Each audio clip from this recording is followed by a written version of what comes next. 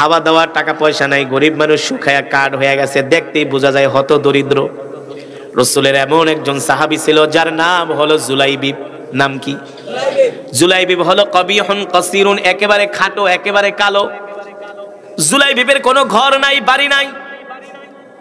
যখন রাত্রিবেলা ঘুমানোর সময় হয় সবাই নিজে নিজের বাড়িতে যায় ঘুমায়, আর জুলাইবিব মসজিদে নববীর বারান্দায় ইট মাথার নিচে দিয়া ঘুমায় থাকে।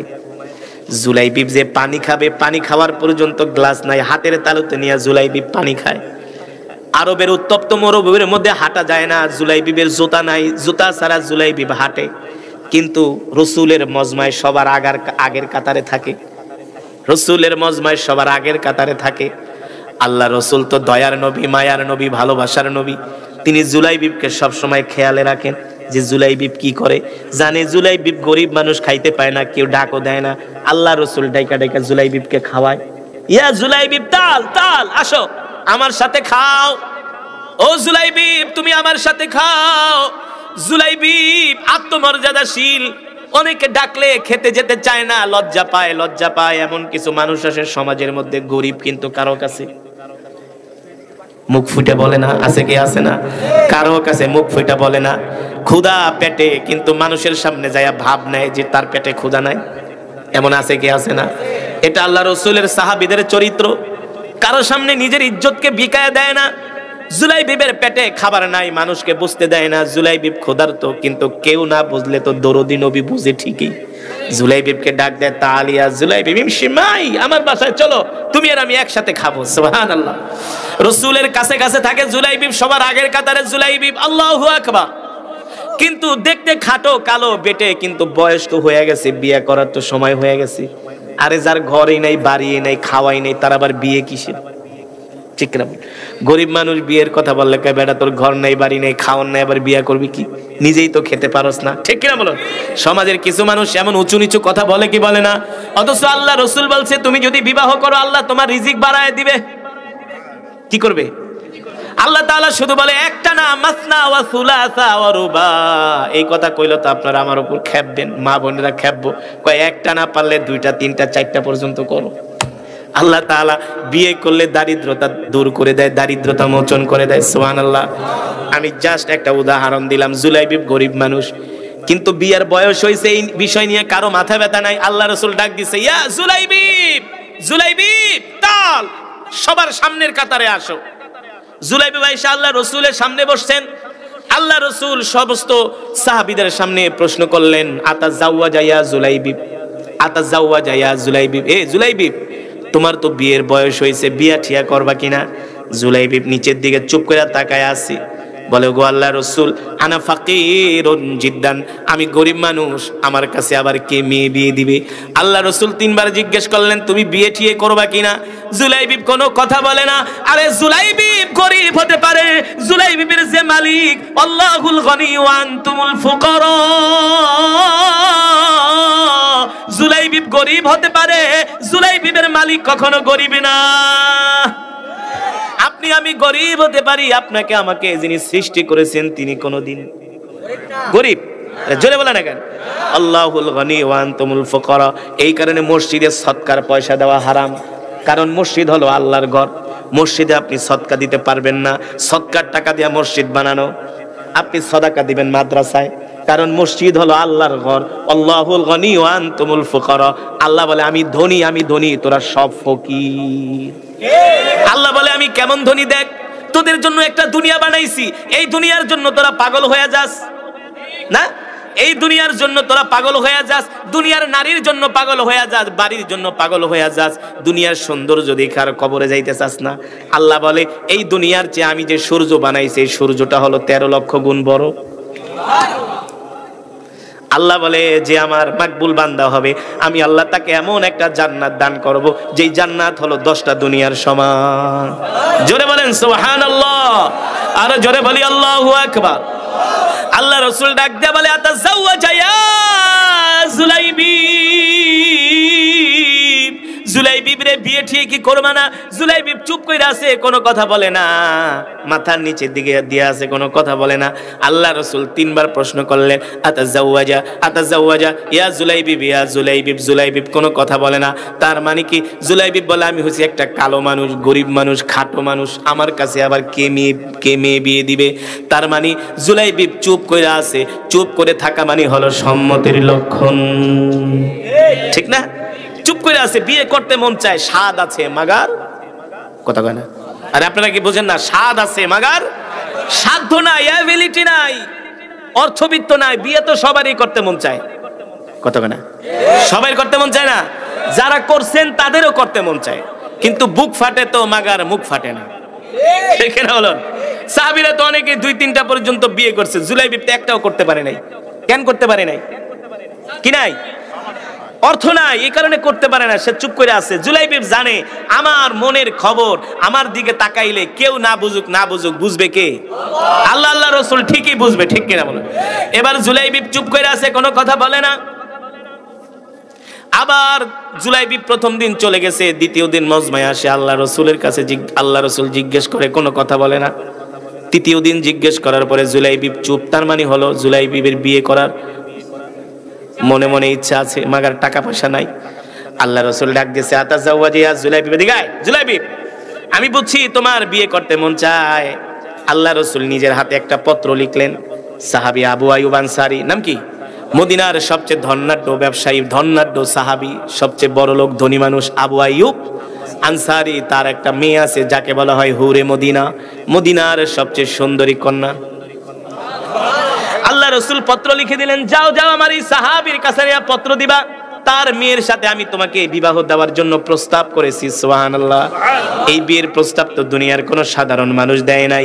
এই বিয়ের প্রস্তাব দিয়েছেন ওয়ামা আরসালনাকা ইল্লা রাহমাতাল লিল আলামিন। আল্লাহু আকবার। রাহমাতুল লিল আলামিন বিয়ের প্রস্তাব দিয়েছে। এই বিয়ে ফিরায় দিবে পৃথিবীর এমন কারো সাহস নাই, আছে? আল্লাহ রাসূলের পত্র দিলেন জুলাইবিবের কাছে। জুলাইবিব একবার পত্রের দিকে তাকায়, আর একবার তার নিজের দিকে তাকায়, কয় আল্লাহ রাসূল করছেটা কি? এমন এক সাহাবীর মেয়ের সাথে আমার বিয়ের আয়োজন, বিয়ের প্রস্তাব দিছি, যেই বাড়ির দারোয়ান হওয়ার যোগ্যতা আমার। আমি তো কালো, আমি তো গরিব, আমি তো খাটো, আমি তো বেটে না। সব বেটারাই কিন্তু লম্বা ছেলে পছন্দ করে, সে তো আবার খাটো খাটো কালো বেটে।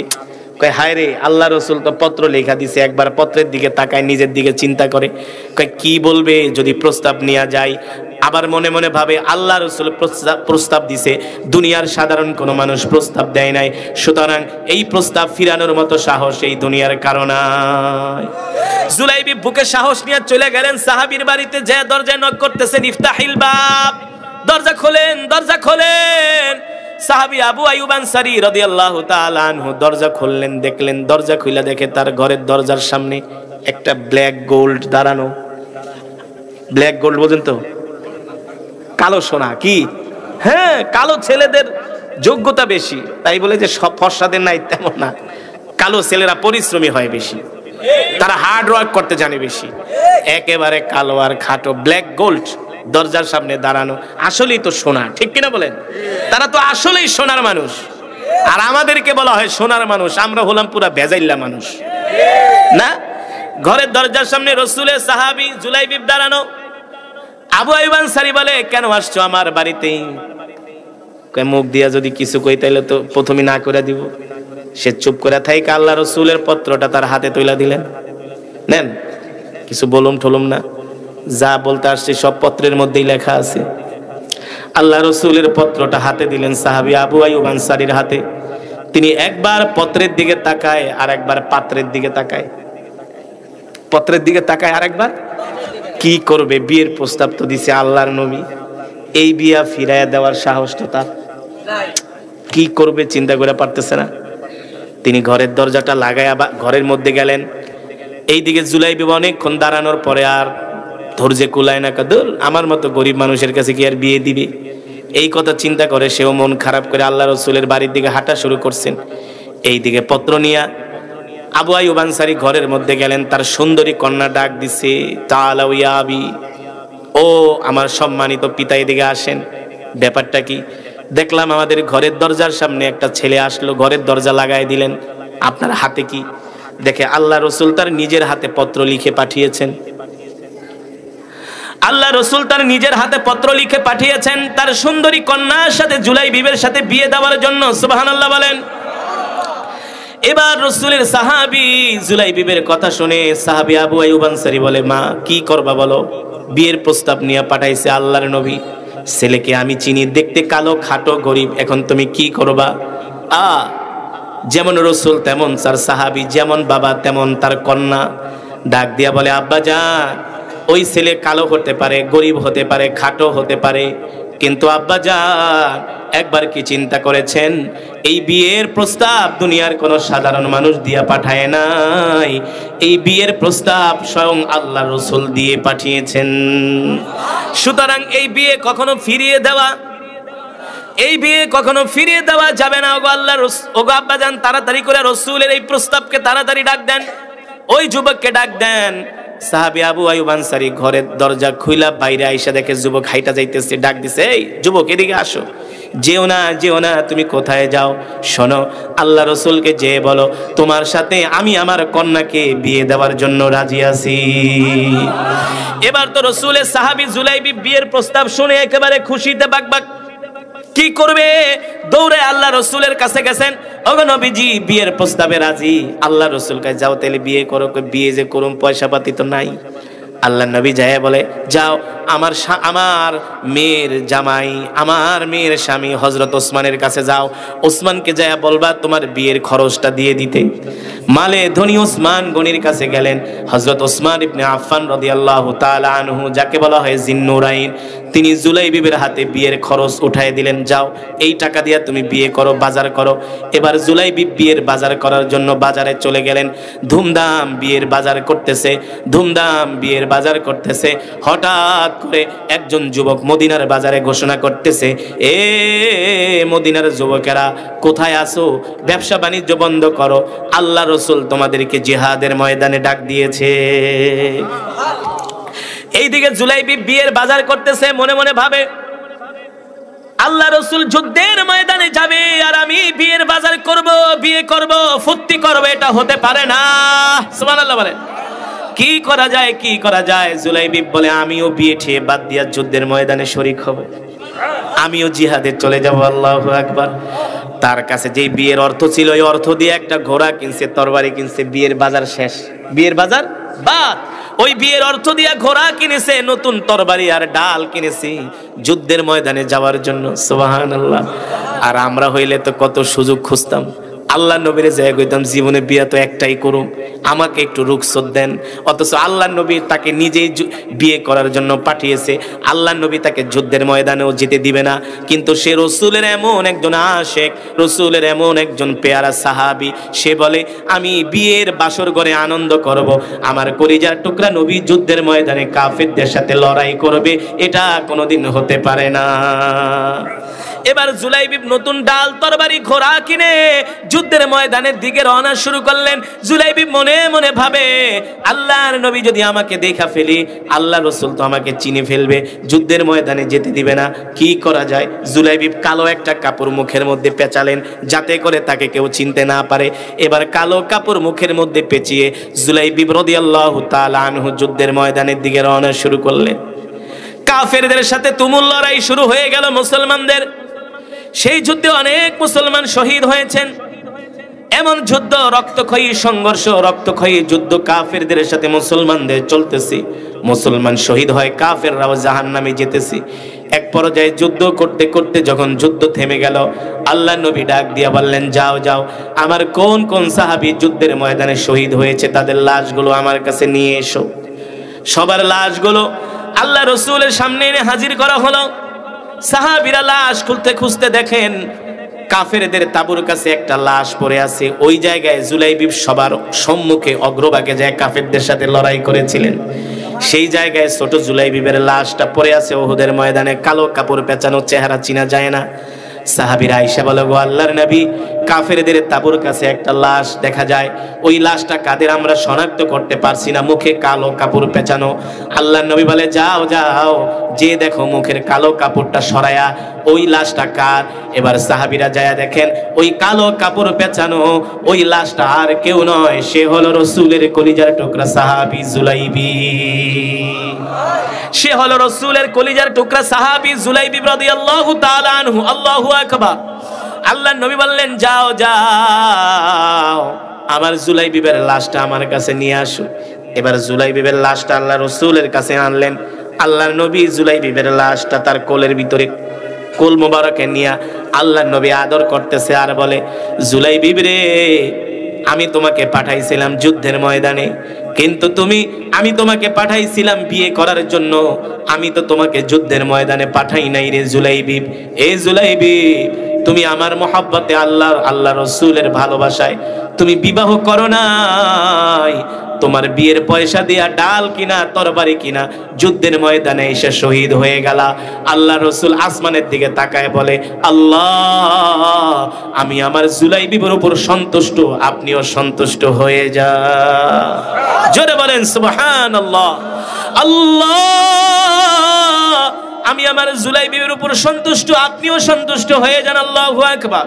আল্লাহর নবী জুলাইবিবকে আদর করতেছে, হঠাৎ করে নবীজি আসমানের দিকে তাকায় আর জুলাইবিবের দিকে তাকায়। আল্লাহ রাসূলের চেহারা মোবারক থেকে মুস্কি মুস্কি হাসি আসতেছে। সাহাবারা প্রশ্ন করলেন, ওগো রাসূল, আপনি হাসেন কেন? বলে, শোনো, আমি যখন জুলাইবিবের লাশটা আমার কোলের ভিতরে নিলাম, দেখতেছি জান্নাত থেকে একদল হুর দৌড়ায় দৌড়ায় জমিনে আসতেছি। হুর আয়েশা বলে, ওগো আল্লাহর রাসূল,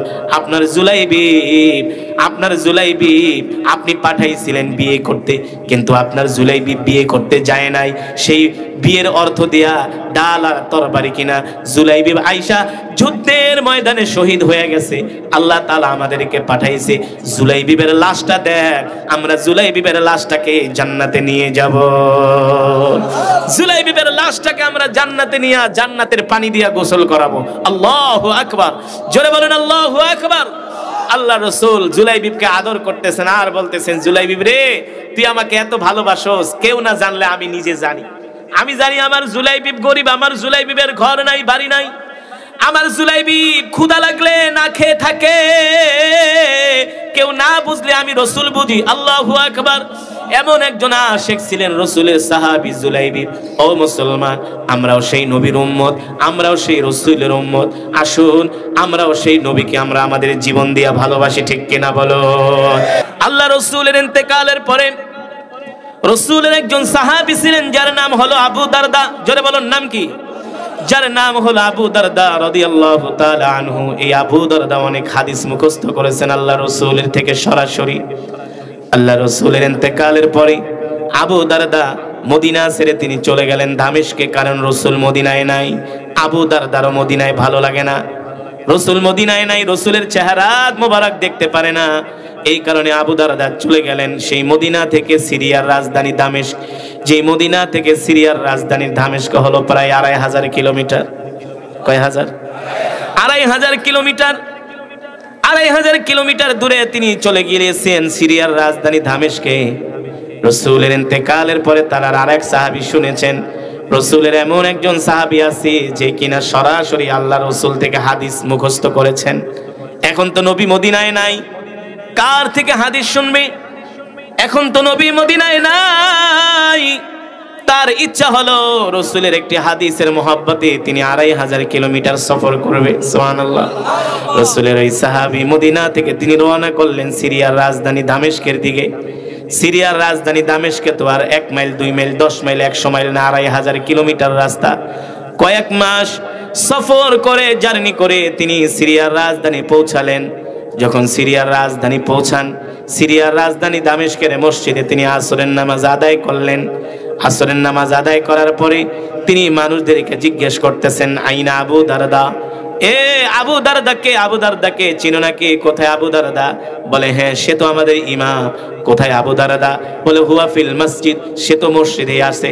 কোথায় আছে? বলে, তার কামরায় যাও। এবার আবু দারদার কামরায় গেলেন। আবু দারদার কামরায় গিয়ে দেখলেন আবু দারদা বসে বসে রাসূলের হাদিস পড়তেছেন। তিনি জিজ্ঞেস করলেন, আনতা আবু দারদা, আপনি কি আবু দারদা? বলে, নাম, আমার নাম হলো আবু দারদা, আমার নাম হলো আবু দারদা। মিন আইনা জিতা, আপনি কোত্থেকে আসছেন? বলে, জিতু মিনাল মাদিনা, আমি মদিনা থেকে আসছি। আপনি মদিনা থেকে আসছেন মানে এখান থেকে তো মদিনা কয়েক হাজার কিলোমিটার রাস্তা, আপনি মদিনা থেকে কেন আসছেন? বলে, শোনেন, আমি শুনেছি রাসূলের ইন্তেকালের পরে আপনি অনেক হাদিস আল্লাহ রাসূলের জবান থেকে সরাসরি শুনে শুনে মুখস্থ করেছেন। আল্লাহ রাসূলের হাদিস শোনার জন্য আমি সেই মদিনা থেকে 2500 কিলোমিটার রাস্তা জার্নি করে সফর করে এসেছি। তিনি অবাক হয়ে গেলেন, আপনি মদিনা থেকে আসছেন? বলে, আমি মদিনা থেকে আসছি। বলে, বলেন কি? বলে, হ্যাঁ, আমি মদিনা, জিতু মিনাল মদিনা ইলা শাম, আমি মদিনা থেকে শামে আসছি রাসূলের হাদিস শোনার জন্য। এই কথা শোনার পরে রাসূলের সাহাবী তাকে জড়ায় ধরলেন আর বললেন, শোনেন, আপনি যে মদিনা থেকে হাদিস শোনার জন্য সিরিয়ার রাজধানী দামেস্কে আসছেন, এই যে কষ্ট করলেন, মেহনত করলেন, আপনি কি জানেন আল্লাহ তাআলা আপনার জন্য কি পুরস্কার রেখেছেন? ওই সাহাবী ডাক দিয়া বলে, আল্লাহ আল্লাহ রাসূলই ভালো জানেন। আবু দারদা ডাক দিয়া বলেন, শোনেন, যারা দ্বীন শেখার জন্য, ইলম শেখার জন্য ঘর থেকে বের হয়ে যায়, আল্লাহ রাসূল বলেছেন, মান সালাকা তরিকান ইয়ালতামিসু ফীহি ইলমান সাহালাল্লাহু লাহু বিহি তরিকান ইলাল জান্নাহ। যারা দ্বীন শেখার জন্য ঘর থেকে বের হয়ে যায়, আল্লাহ তাআলা তাদের জন্য জান্নাতের পথকে সহজ করে দেয়। এই যে আপনারা কোরআনের মাহফিলে আসছেন, কেন আসছেন? কোরআন শোনার জন্য, কথা বলে না, ঠিক না? নিজেরা সহি করে অনেকেই কোরআন পড়তে পারেন না, যখন মাইকিং এ, লিফলেট, হ্যান্ডবিলে যখন শুনছেন একজন কোরআনের কারি আসবে, তার জবান থেকে একটু কোরআন শুনবো, যদি এই উসিলায় আল্লাহ মাফ করে দেয়, ঠিক কিনা বলেন? দুনিয়ার আর কোনো উদ্দেশ্য নাই। এই যে কত কষ্ট করে আসছেন, অনেকে রাত্রবেলা খাবারও খান নাই, কত কষ্ট করে আসছেন, মাহফিল শেষ করে বাড়িতে যাবেন, কত কষ্ট।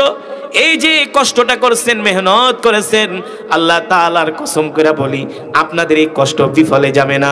আল্লাহ রাসূল বলেছেন, মান সালাকা তরিকান ইয়ালতামিসু ফীহি ইলমান সাহালাল্লাহু লাহু বিহি তরিকান ইলাল জান্নাহ। যারা দ্বীন শেখার জন্য, কোরআন শেখার জন্য, দ্বীনের ইলম অর্জন করার জন্য যারা ঘর থেকে বের হয়, আল্লাহ তাআলা তাদের জন্য জান্নাতের পথকে সহজ করে দেয়। এই মাদ্রাসায় অনেক তালেবে ইলম আছে, হাফেজে কোরআন আছে না? 4 জন হাফেজ সাহেবকে আমি পাগড়ি দিলাম। আরে ওরা তো দুনিয়াতে একটা সামান্য সুতার পাগড়ি পেয়েছে, কিন্তু এমন একটা সময় আসবে হাসরের ময়দানে আল্লাহ তাআলা তাদেরকে নূরের টুপি পরাবে, বলা হবে, ইকরা ওয়ারতাকি ওয়ারাতিল কামা কুনতা তুরাতিলু ফিদ দুনিয়া ফা ইন্না মানজিলাকা ইনদা আখিরি আয়াতুন তাকরাউহা। সেই দিন হাফেজে কোরআন এক আয়াত পড়বে আর জান্নাতের এক তলায় উঠবে, সুবহানাল্লাহ। তাদের গন্তব্য হবে 6666 তলা, কম বা বেশি। জোরে বলেন সুবহানাল্লাহ। আপনারাও বিফলে যাবেন না। সেই দিন হাফেজে কোরআনরা যখন জান্নাতে যাবে, তারাও আপনাদের জন্য সুপারিশ করবে।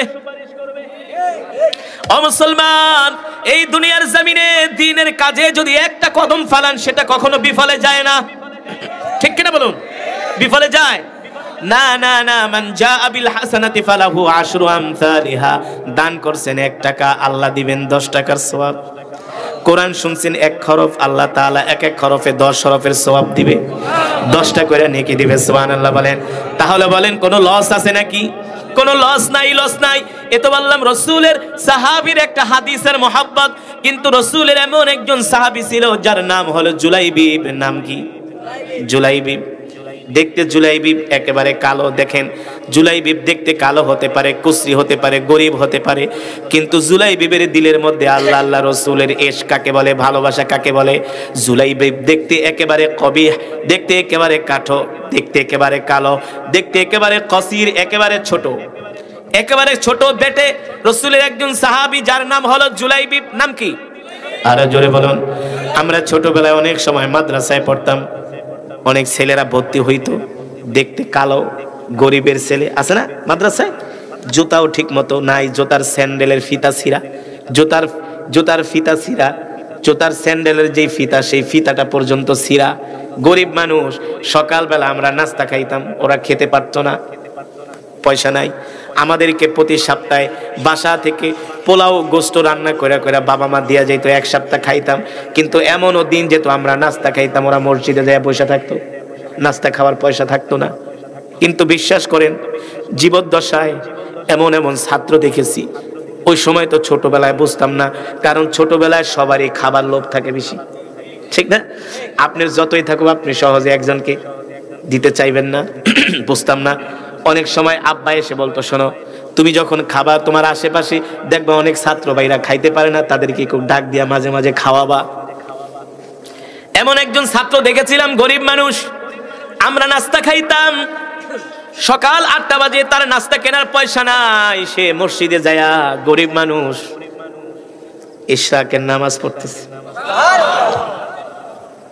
গরিব, স্যান্ডেল পর্যন্ত শীতের দিনে ছিঁড়ে গেছে, অন্যের স্যান্ডেল পাই দিয়া বাথরুমে যায়, লুঙ্গি কয়েক জায়গা দিয়া তালি মারা, কিন্তু তাদেরকে নামাজের প্রথম কাতারে পাওয়া যায়। সবক শোনানো পড়াশোনায় তাদেরকে নাম্বার আউয়াল সবার 1 নম্বরে পাওয়া যায়। গরিব, নামাজে সবার কাতারে, মসজিদ মাদ্রাসার খেদমতে সবার আগের কাতারে। শুধু মুখে মুখে না, মুখে মুখে না, আমরা তো এখন মুখে মুখে রসুলকে ভালোবাসি, সুন্নতের মাধ্যমে আমরা রসুলকে ভালোবাসি না, সুন্নতের মাধ্যমে আল্লাহর হাবিবকে আমরা মহব্বত করি না। যদি বলেন হুজুর সুন্নতের মাধ্যমে আমরা আল্লাহর হাবিবকে মহব্বত করি, আমি প্রশ্ন করতে চাই, কয়জনের পকেটে টয়লেট পেপার আছে, কয়জনের পকেটে ঢিলা কুলুব আছে, কয়জনের পকেটে মেসওয়াক আছে, কয়জনের পকেটে তাসবিহ আছে? আজকে কয়জনে 5 ওয়াক্ত নামাজ পড়ছেন? ঠিক কিনা বলো? কয়জনে 5 ওয়াক্ত নামাজ পড়ছেন? আমরা ওয়াজ শুনতে রাজি, মাগার নামাজ পড়তে রাজি না। মতলবে গেছি এক ওয়াজে, মাহফিল কমিটিকে, হুজুর এমন কেরাত পড়বেন টানের চড়ে মাইকের তার তোর ছিঁড়া ফেলাইবেন, মাইকের ইউনিট কাইটা ফেলাইবেন। আমি বললাম মাশাআল্লাহ, ওয়াজ করান কয় বছর? হুজুর বেশি না, 50 বছর। 51তম মাহফিল, গরু 10টা জবাই করছে, মসজিদ, গ্রামের মসজিদে এসি লাগাই না। এটা কোনো কথা? টং টং করে। আমি বললাম গ্রামের মসজিদের ভিতরে এসি লাগাইছেন, ওয়াজ তো ভালোই শোনেন। হুজুর এই যে 10 গরু জবাই করছে, 50,000 মানুষ খাওয়াইমু, আজকে 50 বছর ধরে এই মাহফিল আমাদের, আজকে 50 বছর ধরে এই মাহফিল করি। সেক্রেটারি আয়গা, হুজুর এমন ওয়াজ করবেন যাতে মানুষ কাঁথার তলের থেকে উঠে আয়া পড়ে, কাঁথার তলের থেকে উঠে আইসা পড়ে। আমাকে বলতেছে, আমি বলি শোনেন ইমাম সাহেব, আপনি কি এই মসজিদের ইমাম? হুজুর আমি এই মসজিদের ইমাম। এই ভাই বাস্তব ঘটনা শোনেন তো। ইমাম সাহেব, আপনার মসজিদের শুক্রবারে মুসল্লি হয় কেমন? জুমার দিনে? হুজুর একটা কথা কইলেন, পুরা মসজিদে জায়গা দেওয়া যায় না, ছাদের ভিতরে মানুষ দাঁড়ায়। এলাকার পোলাপানকে, হুজুর মাঝে মাঝে ওযুখানায়ও দাঁড়ায়, এত নামাজি। তো মাশাআল্লাহ, তো ইমাম সাহেব শুক্রবারে জুমার দিনে জায়গা দিতে পারেন না, খুব ভালো কথা। হুজুর আমার মুসল্লিরা খুব ধার্মিক, যে ওয়াজ শোনে সারাদিন ওয়াজ শোনে। এই শীতের দিন বুঝেন না, আমি শীতের দিনে ওয়াজ তো শুনতে এসে গরম খিচুড়ির লোভে, কারণ যে মাহফিলে খিচুড়ি বানায় দেখবেন অর্ধেক প্যান্ডেল খালি, যখন খিচুড়ির টাইমে পুরা সেকেন্ডে বইরা যায়। ঠিক কিনা বলো? তো যাই হোক, তোমারও খাওয়ানো ভালো, তোমারও খাওয়ানো ভালো, এটা সুন্নাহ, রসুলের সুন্নাহ।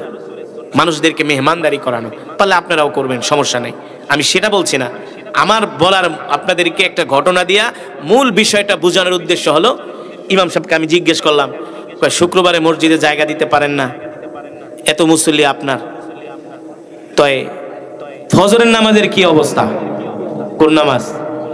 ধরে বলেন কোন নামাজ? আমি বলি ফজরের নামাজের কি অবস্থা? এখন ইমাম সাহেব কয়, হুজুর 80 ঘরে খাই।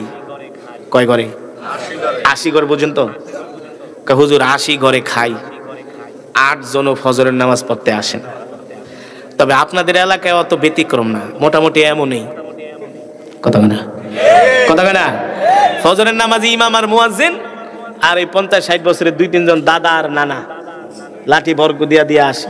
আরে মানুষের 50-60 বছর 70 বছর হইলে রাত্রে এমনি ঘুমায় না। মানুষের যত বয়স বাড়ে তত রিজিক কমে, খাবার কমে, ঘুম কমে। ঠিক কিনা বলুন?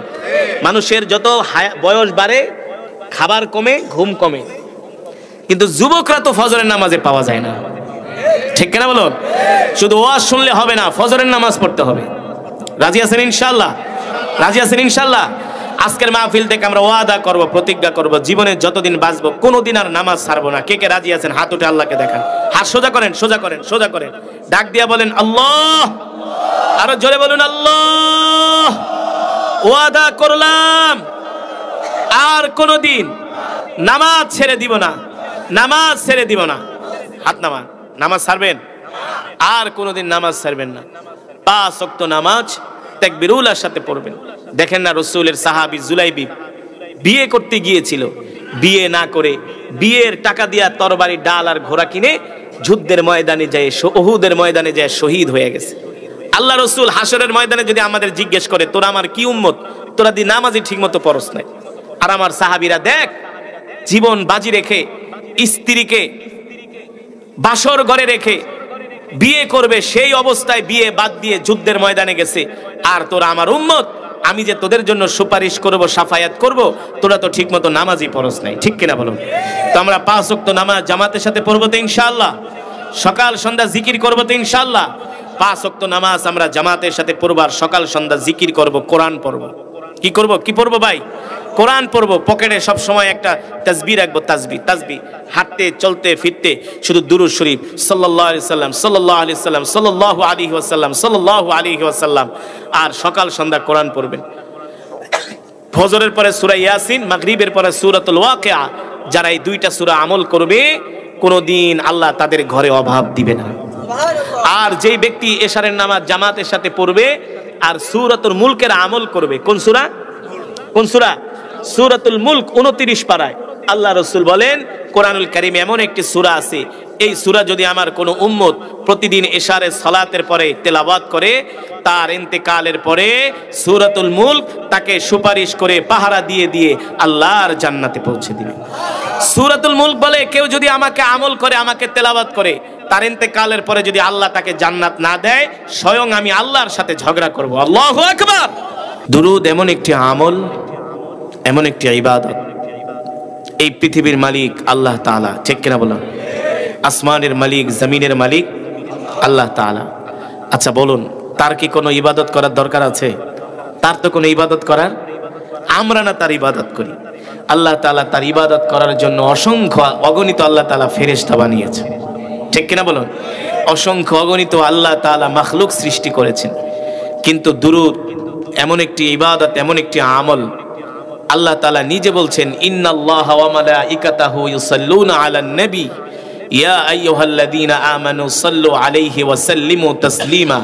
নবী, আপনার প্রতি দুরূদ तमाम পৃথিবীর মানুষ শুধু পড়ে না, तमाम পৃথিবীর মাখলুকাতই শুধু পড়ে না, আমার ফেরেশতারাই শুধু আপনার প্রতি দুরূদ পড়ে না। ইন্নাল্লাহা ওয়া মালাইকাতাহু ইউসাল্লুনা আলান নবী, স্বয়ং আমি আল্লাহ আপনার উপর দুরূদ পড়ি। স্বয়ং আমি আল্লাহ আপনার উপর কি করি? যে আল্লাহ তাআলা তার রাসূলের উপর দুরূদ পড়ে। তো আমাদের কি উচিত? আমাদের তো উচিত দুরূদ পড়তে পড়তে পাগল হয়ে যাওয়া। ঠিক কিনা বলুন? সব সময় শুধু দুরূদ আর দুরূদ, দুরূদ আর দুরূদ, সাল্লাল্লাহু আলাইহি ওয়াসাল্লাম, সাল্লাল্লাহু আলাইহি ওয়াসাল্লাম, সাল্লাল্লাহু আলাইহি ওয়াসাল্লাম, বেশি বেশি দুরূদের আমল করা। আমি যদি মজমার মধ্যে জিজ্ঞেস করি কয়জন ভাই আজকে রাসূলের প্রতি মিনিমাম 100 বার দুরূদ পড়ছেন, হাতে গোনা 2-4 জন ছাড়া পাওয়া যাবে না। সঠিক নাকি বেঠিক? বলছি তো 2-4 জন ছাড়া হাতে গোনা পাওয়া যাবে না। অথচ আমাদের উচিত ছিল প্রত্যেকে আল্লাহ রসুলের নামে কমসে কম আল্লাহ রসুলের মহব্বতে 1 থেকে 200, 300, 500, 1000 বার দৈনিক দুরূদ পড়া। কেন দুরূদ পড়বেন? কারণ কি? দুরূদ এমন একটি ইবাদত, এমন একটি আমল, একবার দুরূদ শরীফ পড়লে আল্লাহ তাআলা সাথে সাথে তার উপর 10টা রহমত নাজিল করে। মান সাল্লা আলাইয়া ওয়াহিদান সাল্লাল্লাহু আলাইহি ওয়াসাল্লাম 10। আল্লাহ রসুল বলেন কেউ যদি আমার প্রতি একবার দুরূদ পড়ে, সাথে সাথে আল্লাহ তাআলা তার 10টা গুনাহ মাফ করে দেয়। কয়টা গুনাহ? আরো জোরে বলুন, কয়টা গুনাহ? আল্লাহ তাআলা সাথে সাথে তার 10টা গুনাহ মাফ করে দেয়। শুধু এখানেই শেষ নয়, যে আল্লাহ রসুলের প্রতি দুরূদ পড়ে আল্লাহ তাআলা তাকে জান্নাতে যাওয়ার জন্য 10 কদম পথ আগায় দেয়। শুধু এখানেই শেষ নয়, আল্লাহ তাআলার বান্দারা, ভাইজান আমি অল্প সময় বয়ান করব, কিন্তু শর্ত হলো কোনো উঠাউঠি করা যাবে না। রাজি আছেন? কেউ উঠাউঠি করবেন না। 10-15-20টা মিনিট একটু ধৈর্য ধরে বসবেন। এমন একটা আলোচনা শোনাবো যে আলোচনা শুনলে আপনাদের ইমানের পাওয়ার বাড়বে, পাথরের মতো হৃদয়টা মোমের মতো নরম হয়ে যাবে ইনশাআল্লাহ, আমলের প্রতি উদ্বুদ্ধ হবেন। এমন একটা বয়ান করব, কিন্তু শর্ত হলো উঠাউঠি করা যাবে না। উঠাউঠি করলে সেই মজমার ভিতরে নূর থাকে না। কি থাকে না? কি থাকে না? নূর থাকে না। ইমাম সাহেবের নামাজে ভুল হয় মুক্তাদির কারণে। কিছু চোর, বাটপার, সুদখোর, মদখোর, জিনাখোর ঠিকমতো ওযু করতে জানে না, এই সমস্ত মুসল্লিরা নামাজের পিছনে দাঁড়াইলে ইমাম সাহেব নামাজে ভুল করে। আর ওই মজবার ভিতরে বয়ান সুন্দর হয় না, যে মজবার ভিতরে মানুষ কোরআনের চেয়ে তার চা খাওয়াকে বেশি প্রাধান্য দেয়, বাদাম খাওয়াকে বেশি প্রাধান্য দেয়, হাঁটাকে বেশি প্রাধান্য দেয়। আমি এসে শুনলাম এই মাদ্রাসার যিনি প্রতিষ্ঠাতা চেয়ারম্যান সাহেব ছিলেন, তিনি হজে যেয়ে তিনি ইন্তেকাল করেছে। তার মৃত্যু তো মকবুল মৃত্যু হয়েছে, সে তো বেঁচে গেছে, সে তো বেঁচে গেছে। রাসূলের হাদিস, হজে যে কেউ যদি ইন্তেকাল করে আল্লাহ তাআলা তাকে বিনা হিসাবে জান্নাত দিবে। সে ভালো মানুষ ছিল। হ্যাঁ, তার কবরের সামনে আছে, এসে আমি শুনেছি। ভাইরা আমার, যে চলে গেছে সে তো বেঁচে গেছে, কিন্তু আপনার আমার কি আমল আছে বলেন, যে আমল দিয়ে আমরা জান্নাতে যেতে পারবো? কোনো আমল নাই। আমাদের আমল টুকু এতটুকুন যে আমরা কোরআনের মহব্বতে বসবো। কেন বসবো? আল কোরআন হুজ্জাতুল লাকা ওয়া আলাইকা। হাসরের ময়দানে এই কোরআন আপনার আমার পক্ষে সাক্ষী দিবে। কি করবে? ওই চেয়ারম্যান সাহেব বেঁচে থাকলে তিনিও আজকের মাহফিলে থাকতেন না? তো আপনি জীবনে বাদাম, হাঁটা চলা, গল্প বহুত করতে পারবেন। এই মাহফিল আপনি আগামী বছর পাবেন কিনা, বেঁচে থাকি কিনা কোনো গ্যারান্টি আছে? এই বছর আছি, আগামী বছর নাও থাকতে পারি, ঠিক কিনা বলুন? তো এবার আসুন, কি যেন বলছিলাম, দুরুদের আমলের কথা মনে আছে তো ইনশাআল্লাহ? মনে আছে তো ইনশাআল্লাহ? তো যেটা বলছিলাম, রাসূলের প্রতি কেউ যদি একবার দুরুদ পড়ে, সাথে সাথেই দুরুদ নিয়ে ফেরেশতারা মদিনাতুল মুনাওয়ারায় হাজির হয়ে যায়। আল্লাহ রাসূল জিজ্ঞেস করে ফেরেশতারা, এই দুরুদ কে পড়ছে? ওগো নবীজি, আপনার অমুক উম্মত পড়ছে। তার নাম কি? এই নাম। তার বাবার নাম এই নাম, তার দাদার নাম এই নাম। আল্লাহ রাসূল বলে, ফেরেশতা, আমি আমার উম্মতের চেহারা একটু দেখতে চাই। তখন আল্লাহ তাআলা রাসূলের সামনে আমাদের চেহারা তুলে ধরে। আল্লাহ রাসূল বলেন, তোমরা সাক্ষী থেকো যে উম্মত আমাকে না দেখে আমার মহব্বতে দুরুদ পড়েছে, আমি নবী সেই উম্মতকে ছাড়া বেহেশতে যাব না। জোরে বলেন সুবহানাল্লাহ। তাহলে আরেকবার একটু মহব্বতে আমরা দুরুদ পড়তে পারবো তো ইনশাআল্লাহ? আল্লাহুম্মা সাল্লি আলা মুহাম্মাদ ওয়া আলা আলি মুহাম্মাদ কামা সাল্লাইতা আলা ইব্রাহিম।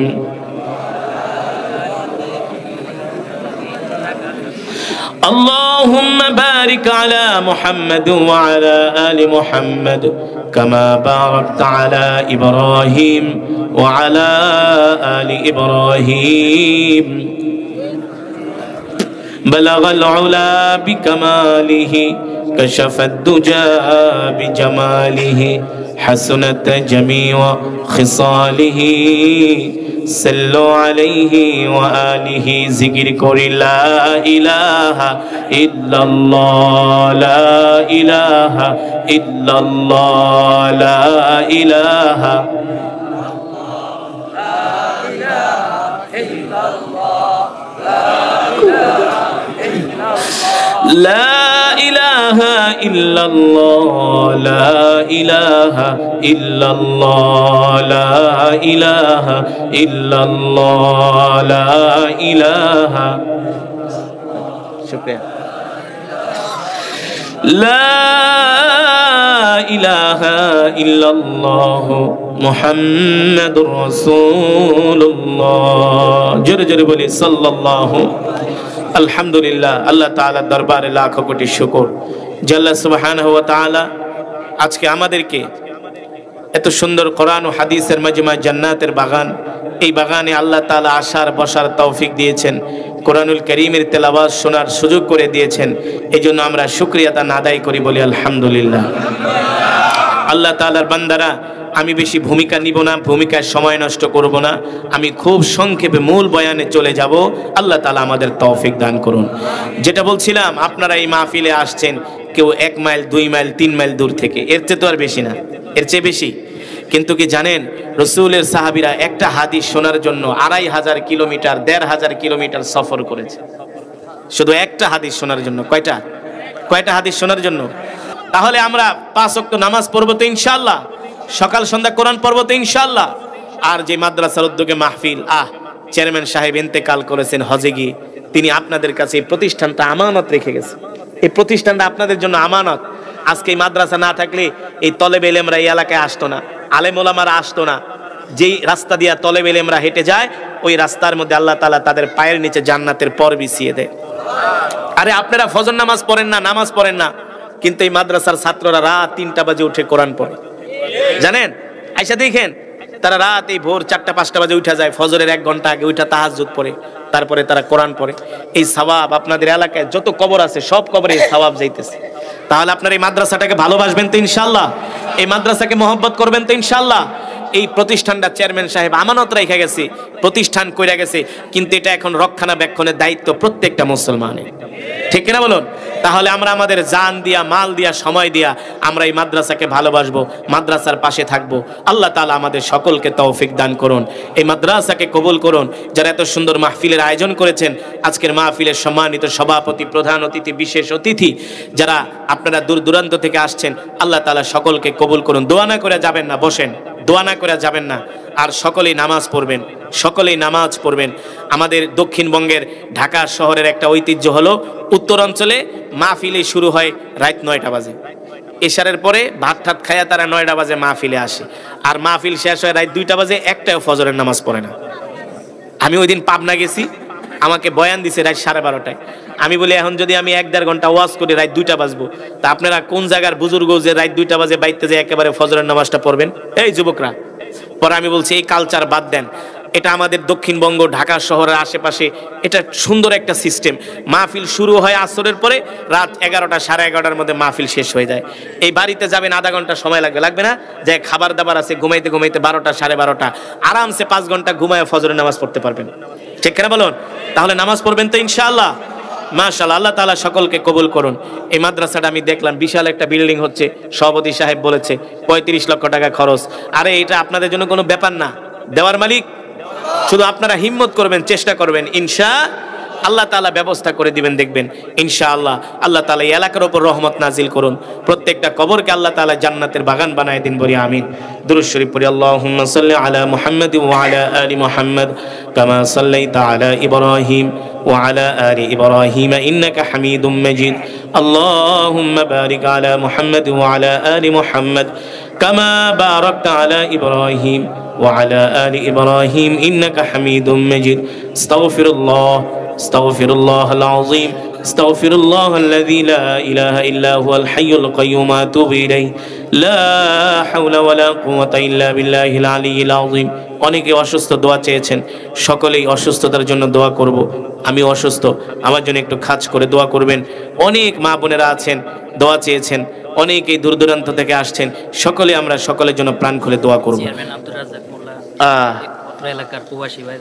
চেয়ারম্যান মরহুম না, মরহুম চেয়ারম্যান আব্দুর রাজ্জাক মোল্লা,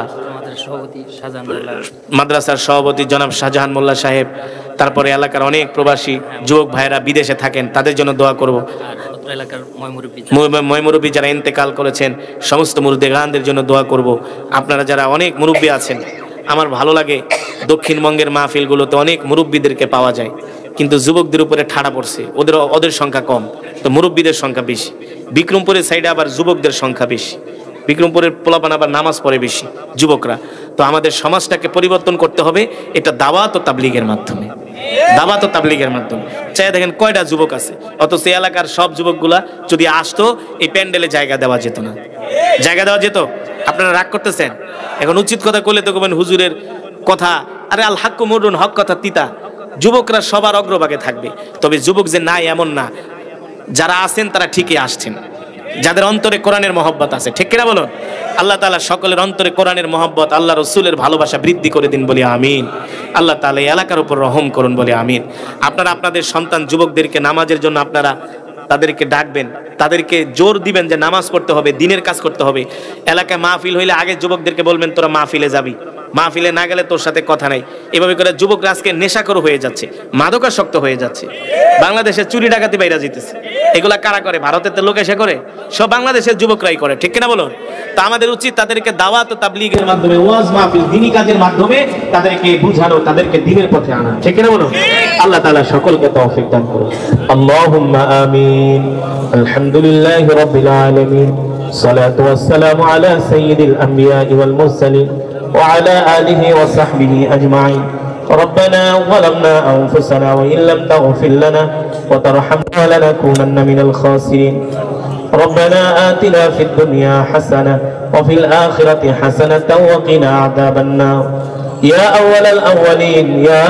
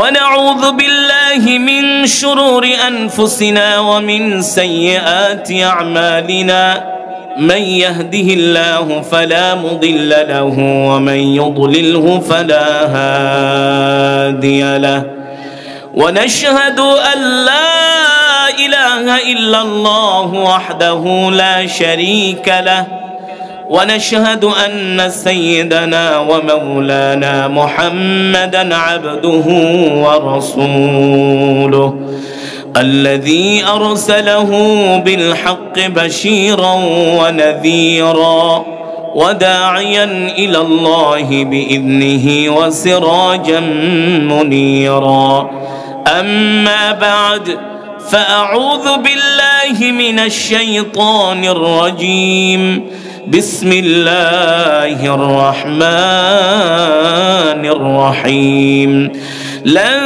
تنالوا البر حتى تنفقوا مما تحبون وما تنفقوا من شيء فإن الله به عليم وقال رسول الله صلى الله عليه وسلم من أحب لله وأبغض لله وأعطى لله ومنع لله فقد استكمل الإيمان أو كما قال النبي عليه الصلاة والسلام فقد قال الله تبارك وتعالى إن الله وملائكته يصلون على النبي يا أيها الذين آمنوا صلوا عليه وسلموا تسليما محبت درود إبراهيم پڑھی اللهم صل على محمد